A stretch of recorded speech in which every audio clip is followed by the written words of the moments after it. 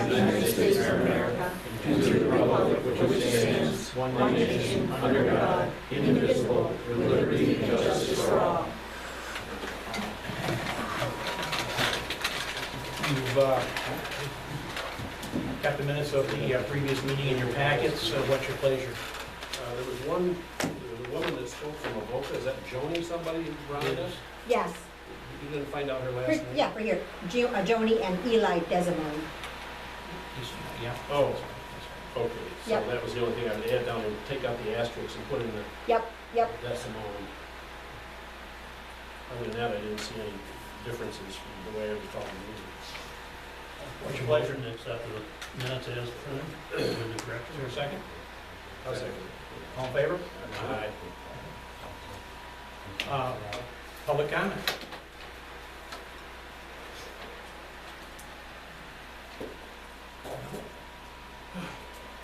Old business. I'll get the part started. So again, thank you for letting me speak. I know I speak at every meeting here. I'll start out like I start every meeting. Howard's done its part for renewable energy. 27 turbines, 24 of them weren't turned today. When will it end? Town board members, including Attorney Mullen, you people have got to put your personal gains, feelings, attitudes, and buddies aside. You proved to be very biased during this entire wind project, with minimal benefits for the town, meanwhile tearing apart the town. We have a petition with over 180 signatures on it. You seem to just ignore that. Hello, townspeople, our landowners are speaking to you. This far outweighs the number of landowners benefited. The Howard Planning Board spent countless hours working on a new wind law. It sort of appears you're ignoring that as well. Your planning board is made up of wind, seasoned, and educated people that live within Howard's current project. They know a thing or two. They have done their research, listened, learned from mistakes previously made. This history does not need to be repeated. Many residents are inundated with this current project. Why inundate more?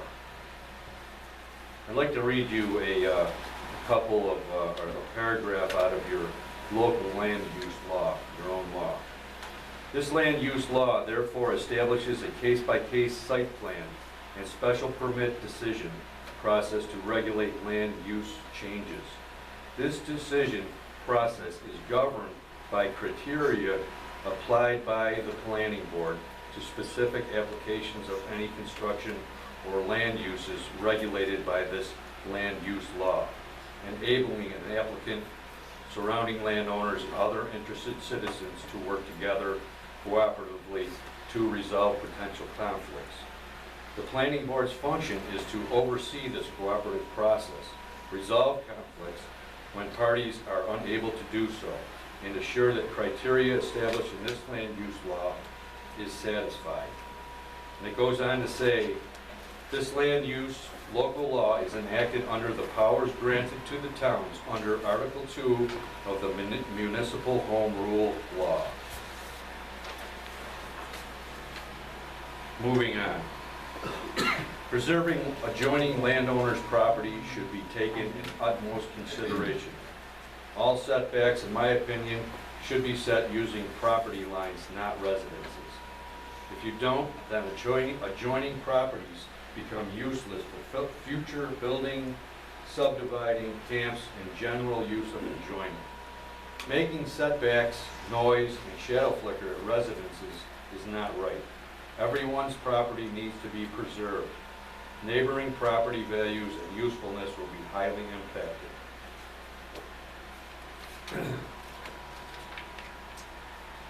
And will not be fit for rural or other ways of life in the future.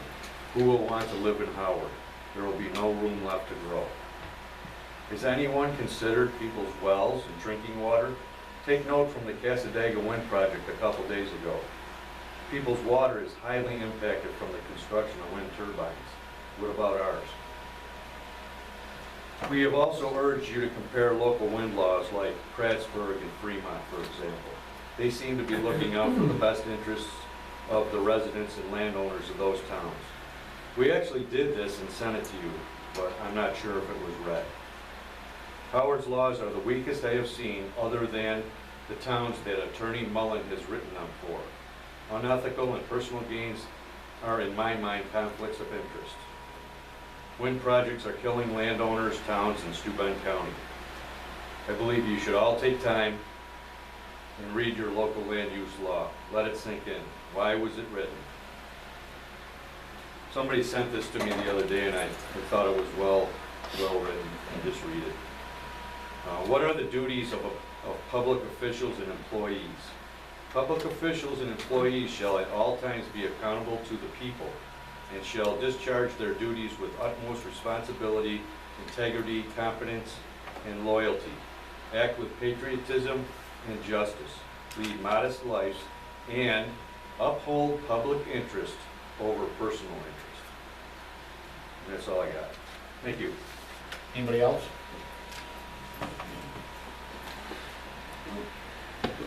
Gary, I just, one thing, last meeting, you were worried about, you know, not being fair to people who got stuck with the project before, and I get that, and I understand that. But I just want you to take into account consideration, that we didn't know what we know now about a lot of things too, you know? If we'd known then what we know now, that's what we're supposed to learn from its history. But just ask that you take that into consideration, you know, as we're discussing all this with everybody. And you and I have no issue. But something else that slipped my mind, give me a minute and I'll come back. Been a busy week. Oh, I've been 16, 20 hours a week a day, so. Anybody else? Yeah, I think I've got a few things to say. Do I have to come up there, or can I just stay? My name's Matt Byler. A lot of people won't know me, a lot of people like me, I don't, that's neither here nor there. I have been thinking about this, doing some history, doing some research.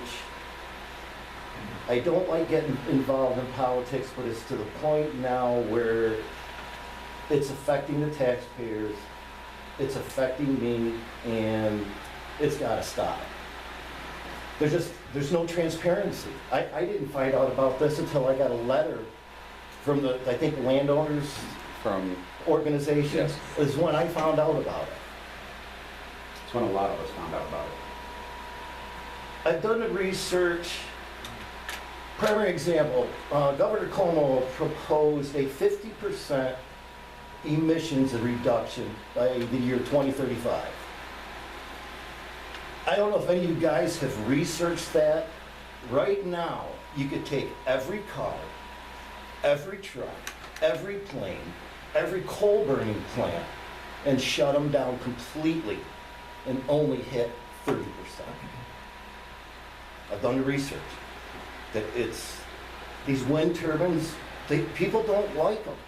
It ruins the landscape. It's a beautiful area up here. I'm tired of getting told, well, it's gonna benefit you. Well, how is it gonna benefit me monetarily? The only ones that are getting benefited from it are the politicians that are getting their palms greased with campaign contributions so they can get reelected in the office. They're the only ones So, getting. Excuse me, And the landowners. And the landowners. I'm not saying you guys are. Okay, I'm not insinuating you Make are. that clear. Okay. Yeah, no, I just, You're talking upward. yeah, you know, up here, federal government. Look at your electric bill, that one nuclear power plant that went bankrupt down by Albany. There's a tax on everybody's electric bill to bail that nuclear power plant out. Como imposed that. Just bam, there it is. These wind turbines, the people don't want them. There's no benefit to us. There's no tax reduction. I have had no benefits from anything. My taxes have gone up. And it's to the point now, I'm the highest assessed on my road, by the way. I'm the highest So assessed. when the existing wind farm went in, your taxes didn't go down? No, my taxes have gone up every year. Every year. You are incorrect there. I write the check. Town taxes went down 23%. I heard 22 and 23 last month, and that is correct. I always said it was about 20. My taxes have gone up every year. Well, If you look I at the didn't- tax bill, the 2012 tax bill, you'll see it's 23%. Your town taxes went down. County went up, Yeah, well, so, like but I it say, wasn't the town that went up. They did go down. I write the checks, and every year, I know you guys, it may have gone down, but I lost it someplace else. Because every year, my taxes have gone up. My taxes on my property, I got 3/4 of an acre, are horrendous. It's almost $5,000 a year. They're just, with these windmill projects, there's no transparency. People need to know what's going on, but people don't want it. Now, I'm just gonna say this, there's, the reason you're all there is because of right here. Okay, you need to listen to us. If not, well, okay, I'll run for office. I may not win, but I'll keep going until one day I do. I don't want to go down the road. I'm just going to say this, it's going to sound maybe conceited, but I'm just going to say it. I don't want to get lawyers involved. I have to write a letter to stop things. But if I have to, I will. I've got the money, I don't care. I'll get my lawyer involved and we'll stop it. There's no benefit. And has anybody done the research on these windmills? The fins that run them? Non-recyclable. They're non-recyclable. They're made of a fiberglass that they cannot do anything with. They can't even crush them. I watched a video where they had them in a landfill and a D8 cat, which weighs 96,000 pounds, was backing up over them, trying to crush them. Wouldn't crush them. And these are the things that the politicians aren't telling the people. They're filling up the landfills. It's bad enough now with just regular, refuse that goes to landfill, but now they're having to dig special holes and everything to fit these things in and just bury them. It ruins the landscape. Yes, there is a sound to them that is very, how do I want to say this? They make a hum that it'll drive you nuts. And the reason I'm saying that is I used to work for a gas company. I used to work for Fortuna years ago. And these compressor stations had a huge fan that cooled down the compressor, big radiator. We had to put structures around them that were just stuffed with insulation just to muffle the sound of the fan, the radiator, on the units. Because you could hear them all night. And the people just they're sick and tired of it. These people don't want them. I don't want them. They're an eyesore. We're going to get no benefit from them. We're not. My electric bill doesn't go down. I get no benefit from it. The only ones that get benefit from it are the towns and the politicians. Not you guys. We get a small benefit as residents. We do get a very minuscule amount of benefit, Yeah. in my opinion. The thing that bothers me the most, I guess, is how I found out about it. Like I say, I have my opinion about things. I don't believe in climate change. There isn't any. I'm sorry, there's just not. They've done study after study after study, and all these scientists, they've proved that they lied. Liars can figure, but figures don't lie. So it's not there. So let's keep it on this wind project. Yeah. Rather than just for the essence of time. I don't want it. I don't want it. I'm sorry.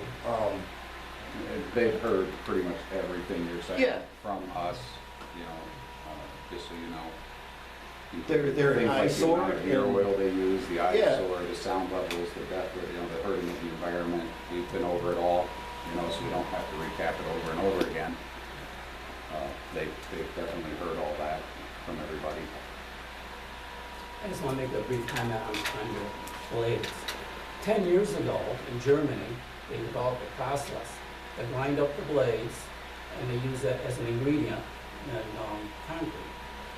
There's also a company here in the United States, they're in 2 states, and they're grinding up the blades, and they're gonna make interior and exterior building patents out of them.